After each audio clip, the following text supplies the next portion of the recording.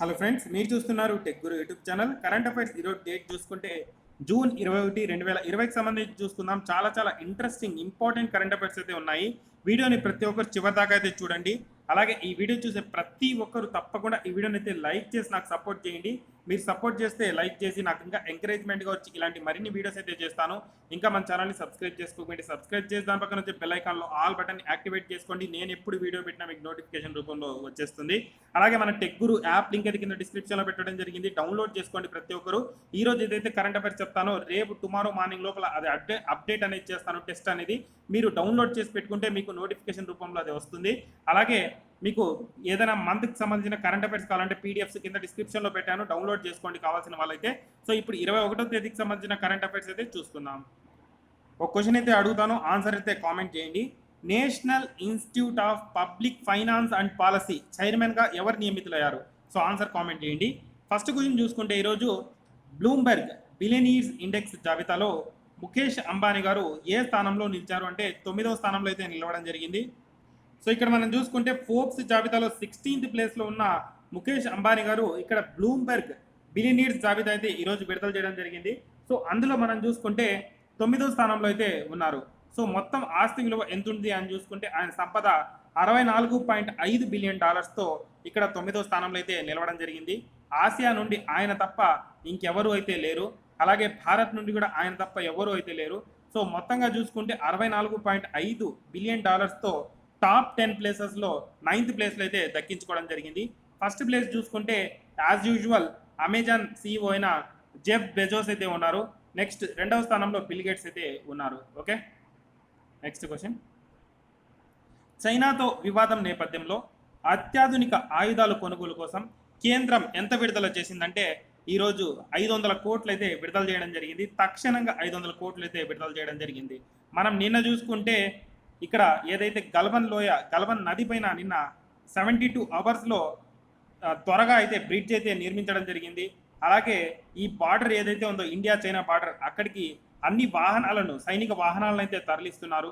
So ఈ రోజు మనం చూసుకుంటే 500 కోట్ల రూపాయలు ఇక్కడ అత్యాధునిక ఆయుధాలు కొనుగోలు చేయడానికి ఇక్కడ రక్షణ శాఖ అయితే విడుదల చేయడం జరిగింది. ఇక్కడ మెయిన్గా మనం ఒకటి చూసుకుంటే 2020 అలాగే 21 బడ్జెట్లో చూసుకుంటే దాదాపుగా 4 లక్షల కోట్లకు పైగా రక్షణ శాఖకైతే కేటాయించడం జరిగింది. సో ఎక్కువ అమౌంట్ కేటాయించిన శాఖ కూడా రక్షణ శాఖే. సో ఎందుకంటే ఇట్లాంటి టైంలో ఈ అమౌంట్ అన్ని ఉపయోగపడుతుంది. సో ఇప్పుడైతే మనకు అర్థమవుతుంది కదా. సో ఇప్పుడు చూసుకుంటే చైనా పరిస్థితులు అయితే అంత బాగాలేవు. సో ఇలాంటి టైంలో ఆ అమౌంట్ అంతా ఉపయోగపడుతుంది. సో ఇప్పుడు చూసుకుంటే అత్యాధునిక ఆయుధాలు కొనుగోలు చేయడానికి 500 కోట్ల రూపాయలు అయితే ఇక్కడ విడుదల చేయడం జరిగింది. ఓకే, కరోనా మరో ఔషధం రెమిడిసివిర్ తయారీకి డ్రగ్ కంట్రోలర్ బోర్డ్ ఏ తయారీ సంస్థకు అనుమతి ఇచ్చింది అంటే హెటిరో సంస్థకు అనుమతి ఇవ్వడం జరిగింది. నిన్న మనం చూసుకుంటే గ్లెన్మార్క్ సంస్థ చూసుకుంటే ఫావిపిరవిర్. ఓకే, సో దీనికి సంబంధించి ఒక డ్రగ్ అయితే విడుదల చేయడం జరిగింది. సో నిన్న దానికి సంబంధించి మనం డిస్కస్ అయితే చేసుకోవడం జరిగింది. సో ఈ రోజు మనం చూసుకుంటే drug controller general of India, okay, so ఇక్కడ ఏదైతే హెటిరో సంస్థ ఉందో హెటిరో సంస్థకు రెమిడిసివిర్ తయారీకి ఇక్కడ అనుమతి అయితే ఇవ్వడం జరిగింది. సో ఫస్ట్ ఆఫ్ ఆల్ మనం చూసుకుంటే ఈ ఫావిపిరవిర్ కన్నా ముందుగా రెమిడిసివిరే బాగా పనిచేస్తుంది అని చెప్పి 2 క్లినికల్ ట్రయల్స్ కూడా ఫారెన్లో కంప్లీట్ చేయడం జరిగింది. సో దానికన్నా ఇప్పుడు థర్డ్ ట్రయల్ పెండింగ్ ఒకటి ఉంది. బట్ ఇక్కడ మనం చూసుకుంటే అది ఖచ్చితంగా సక్సెస్ అవుతుంది అని చెప్పి ఇక్కడ హెటిరో సంస్థకు ఆ తయారీ బాధ్యతలను అయితే ఇక్కడ అందించడం జరిగింది కేంద్ర ప్రభుత్వం. సో ఇక్కడ drug controller general of India చూసుకుంటే దానికి సంబంధించి అయితే ఇక్కడ అనుమతి అయితే ఇవ్వడం జరిగింది. ఓకే, సో దీన్ని ఏమని పేరు పెట్టారు ఏంటి అని చూసుకుంటే కోవిఫర్ పేరుతో దీన్ని భారత్లోకి తీసుకురానున్నట్లు హెటిరో ల్యాబ్స్ అయితే తెలిపింది. హైదరాబాద్లో దీనిని ఉత్పత్తి చేస్తున్నట్లు వెల్లడించడం జరిగింది. సో ఆల్రెడీ ఇక్కడ దీనికి సంబంధించి తయారీ స్టార్ట్ అయిపోయింది. సో ఇక్కడ భారత్లో దాని పేరు చూసుకుంటే వీళ్ళు కోవిఫర్ అని చెప్పి పేరు పెట్టినట్లు వీళ్ళైతే హెటిరో సంస్థ అయితే తెలపడం జరిగింది, హెటిరో ల్యాబ్స్ వాళ్ళు. సో ఇది ఎక్కడ తయారు చేస్తున్నారంటే హైదరాబాద్లోనే తయారు చేస్తున్నారు. సో చాలా ఫార్మా కంపెనీస్ అయితే ఉన్నాయి కదా హైదరాబాద్లో. సో హైదరాబాద్లోనే హెటిరో సంస్థ అయితే దీన్ని తయారు చేస్తున్నట్లు ఈరోజు ప్రకటించడం జరిగింది. Okay, next question. అమెరికా జాతీయ సైన్స్ ఫౌండేషన్ డైరెక్టర్గా భారత సంతతి వ్యక్తి ఎవరు నియమితులయ్యారంటే సేతురామన్ పంచనాథన్. సేతురామన్ పంచనాథన్ గారు ఇక్కడ అమెరికా జాతీయ సైన్స్ ఫౌండేషన్ డైరెక్టర్గా అయితే నియమితులవ్వడం జరిగింది. సో ఈయన భారత సంతతికి చెందిన వ్యక్తి. సో పూర్తి వివరాలు చూసుకుంటే భారత సంతతికి చెందిన ప్రముఖ శాస్త్రవేత్త అయిన సేతురామన్ పంచనాథన్ ప్రతిష్టాత్మకమైన అమెరికా జాతీయ సైన్స్ ఫౌండేషన్కు డైరెక్టర్గా అయితే నియమించడం జరిగింది. ఆ దేశ సెనెట్ అయితే దీనికి సంబంధించి సమ్మతించింది. సైన్స్ ఇంజనీరింగ్ రంగాల్లో ప్రాథమిక పరిశోధనకు ఈ సంస్థ నిధులు అందిస్తుంటుంది. ఈ ఫౌండేషన్ వార్షిక బడ్జెట్ చూసుకుంటే $740 కోట్లుగా ఉంది. సేతురామన్ 58 సంవత్సరాల ఆయనకి. ప్రస్తుతం అరిజోనా స్టేట్ విశ్వవిద్యాలయంలో పనిచేస్తున్నారు. సో ఆయన చూసుకుంటే ఇక్కడ ఈ అమెరికా జాతీయ సైన్స్ ఫౌండేషన్ డైరెక్టర్గా అయితే నియమితులవ్వడం జరిగింది. సో ఎవరు అంటే సేతురామన్ పంచనాథన్ గారు. నెక్స్ట్ క్వశ్చన్, బంగ్లాదేశ్ క్రికెటర్ మాజీ కెప్టెన్ అయిన అలాగే పార్లమెంటు సభ్యుడు కూడా ఈయన. సో ఆయన కరోనా సోకింది. ఆయన పేరు చూసుకుంటే Mashrafe Mortaza. Okay, so present చూసుకుంటే బంగ్లాదేశ్ టీంలో ఆడుతున్నాడు. అలాగే ఈయన మాజీ కెప్టెన్, ఇంకా రిటైర్మెంట్ అయితే ప్రకటించలేదు. సో మాజీ కెప్టెన్, రీసెంట్గా జరిగిన వరల్డ్ కప్లో కూడా కెప్టెన్గా ఉన్నాడు. ఇంకా రిటైర్మెంట్ అయితే ప్రకటించలేదు. బౌలింగ్ చేస్తాడు, బ్యాటింగ్ కూడా ఆడతాడు. సో ఆయన పార్లమెంట్ సభ్యుడిగా కూడా ఉన్నాడు బంగ్లాదేశ్ సంబంధించి. ఓకే, సో ఆయనకు చూసుకుంటే ఇక్కడ కరోనా సోకినట్లు ఇక్కడ వెల్లడించడం జరిగింది. ఆయన నియోజకవర్గానికి కరోనా అవగాహన కల్పించడానికి వెళ్ళి ఈ కరోనా సోకినట్లయితే ఇక్కడ బంగ్లాదేశ్ మీడియా అయితే తెలపడం జరిగింది. సో అలాగే మన భారత్లో చూసుకుంటే చాలా చాలా పెద్ద పెద్ద నాయకులకు చూసుకుంటే ఇక్కడ కరోనా అయితే సోకడం జరిగింది. హైదరాబాద్లో మనం చూసుకుంటే కాంగ్రెస్, తెలంగాణకు సంబంధించి కాంగ్రెస్ మాజీ నాయకుడైన విహెచ్ హనుమంతరావు గారికి ఈరోజు కరోనా సోకినట్లు నిర్ధారణ అయింది. అలాగే ఢిల్లీకి సంబంధించి హెల్త్ మినిస్టర్కి కరోనా సోకింది.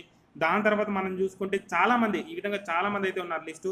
అలాగే సినీ ఇండస్ట్రీలో చూసుకుంటే బండ్ల గణేష్ ఎవరైతే ఉన్నారో ఆయనకు కరోనా సోకినట్లు ఇక్కడైతే మీడియా అయితే తెలిపింది. సో చాలా మందికి అయితే సోకింది. సో ఎవ్వరు కూడా దీనికి అనర్హులు అయితే కాదు. సో మన జాగ్రత్తలో మనం ఉండడం బెస్ట్. కాబట్టి చూడండి, కేసెస్ కూడా చాలా ఎక్కువగా పెరుగుతున్నాయి. సో ప్రతి ఒక్కరు ఇంట్లో ఉండడానికి మ్యాక్సిమం ట్రై చేయండి. ఏదైనా అర్జెంట్ వర్క్ అంటేనే బయట అయితే వెళ్ళడానికి అయితే ట్రై చేయండి.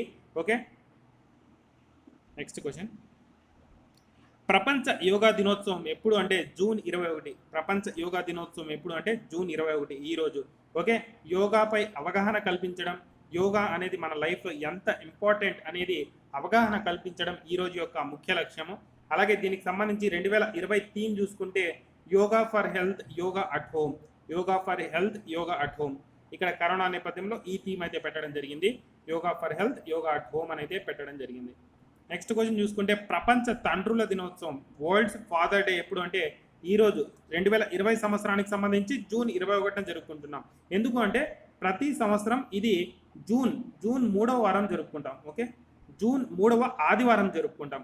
ప్రతి సంవత్సరం వరల్డ్స్ ఫాదర్ డే ఎప్పుడు జరుపుకుంటామంటే జూన్ 3వ ఆదివారం జరుపుకుంటాం.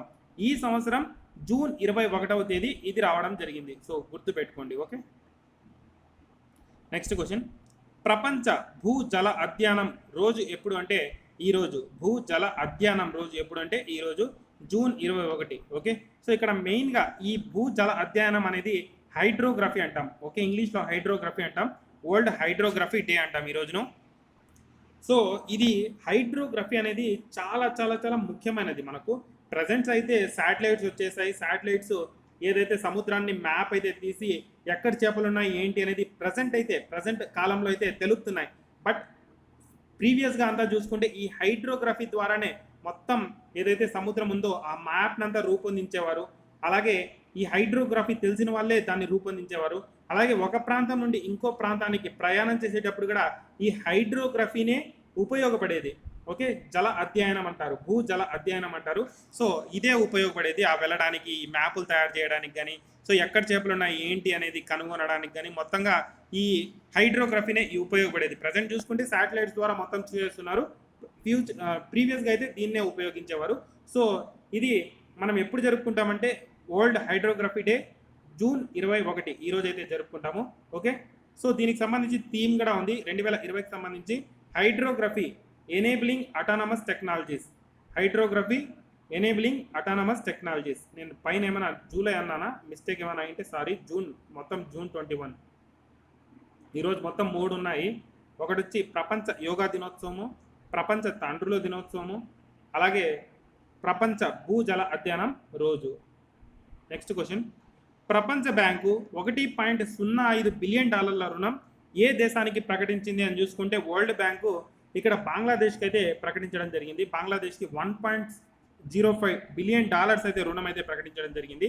కరోనా నేపథ్యంలో తీవ్రంగా నష్టపోయిన 3 రంగాల అభివృద్ధి కోసం ఈ రుణం ప్రకటించినట్లయితే వరల్డ్ బ్యాంక్ అయితే తెలపడం జరిగింది. ఓకే, మన దేశ కేంద్ర మంత్రి ఎవరు 3 రోజులు రష్యా పర్యటనకు వెళ్ళనున్నారు అని చూసుకుంటే రాజ్నాథ్ సింగ్ గారు రేపు ఇక్కడ రష్యా పర్యటనకు 3 రోజులు అయితే వెళ్ళనున్నారు.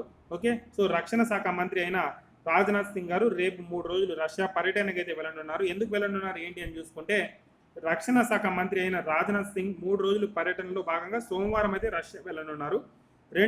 రెండో ప్రపంచ యుద్ధంలో జర్మనీపై సోవియట్ విజయం సాధించిన 75 ఏళ్లు పూర్తయిన సందర్భాన్ని పురస్కరించుకొని మాస్కోలో నిర్వహించే భారీ సైనిక పరేడ్కు ఆయన హాజరవుతారు. ఈ పరేడ్లో చూసుకుంటే పాల్గొనేందుకు ఇప్పటికే 75 మందితో కూడిన భారత సైనిక బృందం రష్యాకైతే చేరుకుంది. చైనాతో సహా మొత్తం 11 దేశాల సైన్యం పరేడ్లో పాల్గొంటుంది. రాజ్నాథ్ సింగ్ చూసుకుంటే పర్యటనలో ఇరు దేశాల మధ్య వ్యూహాత్మక బంధం మరింత బలోపేతం కావాలని విదేశాంగ శాఖ అయితే ఆకాంక్షించింది అని చెప్పి అయితే రావడం అయితే జరిగింది. సో ఇక్కడ రాజ్నాథ్ సింగ్ చూసుకుంటే ఒక ఈవెంట్ పరేడ్లో అయితే పాల్గొనేందుకు సోవియట్ సంబంధించి 75 సంవత్సరాలు పూర్తయిన సందర్భంగా సోవియట్ విజయం సాధించింది కదా, సో దానికి సంబంధించి ఇక్కడ పరేడ్కి అయితే హాజరు కానున్నారు. రష్యాకి అయితే ఆల్రెడీ మన సైనికులు 75 మంది అయితే భారత సైనికులు రష్యాకి అయితే చేరుకోవడం జరిగింది. మొత్తంగా ఇక్కడ చైనాతో సహా 11 దేశాల సైన్యం అయితే ఈ పరేడ్లో అయితే పాల్గొననుంది అని చెప్పి అయితే సమాచారం అయితే రావడం అయితే జరిగింది. ఇది ఫ్రెండ్స్ ఈరోజు ఇంపార్టెంట్ కరెంట్ అఫైర్స్ అయితే. ఈ వీడియో నచ్చినట్లయితే లైక్ చేసి షేర్ చేయండి. ఇంకా మన ఛానల్ని సబ్స్క్రైబ్ చేసుకోండి. టెక్ గురు యాప్ని అయితే ప్రతి ఒక్కరు డౌన్లోడ్ చేసుకొని ప్రతిరోజు టెస్ట్లు అయితే రాయండి. ఇప్పుడైతే ఒక్కసారి రివిజన్ అయితే చేసుకుందాం. బ్లూంబెర్గ్ బిలియనీర్స్ ఇండెక్స్ జాబితాలో ముఖేష్ అంబానీ ఏ స్థానంలో నిలిచారంటే 9. చైనాతో వివాదం నేపథ్యంలో అత్యాధునిక ఆయుధాల కొనుగోలు కోసం కేంద్రం ఎంత విడుదల చేసిందంటే 500 కోట్లు. కరోనా మరో ఔషధం రెమిడిసివిర్ తయారీకి డ్రగ్ కంట్రోల్ బోర్డు ఏ తయారీ సంస్థకు అనుమతించిందంటే హెటిరో. అమెరికా జాతీయ సైన్స్ ఫౌండేషన్కు డైరెక్టర్గా భారత్ సంతతికి చెందిన వ్యక్తి ఎవరు నియమితులయ్యారంటే సేతురామన్ పంచనాథన్. బంగ్లాదేశ్ క్రికెటర్ మాజీ కెప్టెన్ పార్లమెంట్ సభ్యుడు అయిన ఎవరికి కరోనా సోకిందంటే ముషరఫీ మోర్తజా. ప్రపంచ యోగా దినోత్సవం జూన్ 21. ప్రపంచ తండ్రుల దినోత్సవం జూన్ 21. ప్రపంచ భూజల అధ్యయనం రోజు జూన్ 21. ప్రపంచ బ్యాంక్ $1.05 బిలియన్ రుణం ఏ దేశానికి ప్రకటించిందంటే బంగ్లాదేశ్. మన దేశ కేంద్ర మంత్రి ఎవరు 3 రోజులు రష్యా పర్యటనకు వెళ్ళనున్నారంటే రాజ్నాథ్ సింగ్ గారు.